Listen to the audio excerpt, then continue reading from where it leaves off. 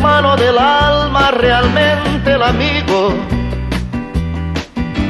que en todo camino y jornada está siempre conmigo. Aunque eres un hombre, aún tienes alma de niño, aquel que me da su amistad, su respeto y cariño.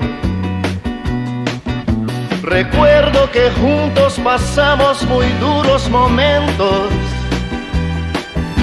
y tú no cambiaste por fuertes que fueran los vientos.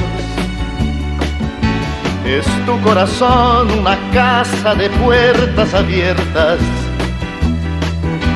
Tú eres realmente el más cierto en horas inciertas.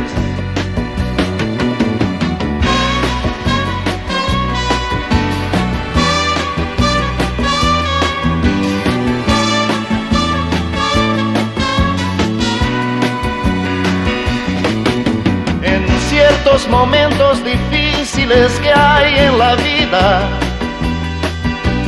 buscamos a quien nos ayude a encontrar la salida. Y aquella palabra de fuerza y de fe que me has dado me da la certeza que siempre estuviste a mi lado. Tú eres mi amigo del alma en toda jornada, sonrisa y abrazo festivo a cada llegada.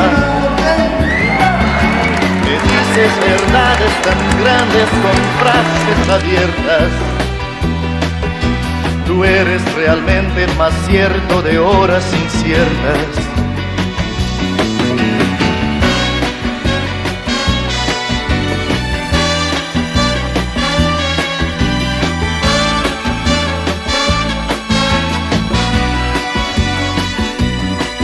No preciso ni decir todo esto que te digo, pero es bueno así sentir que eres tú mi gran amigo.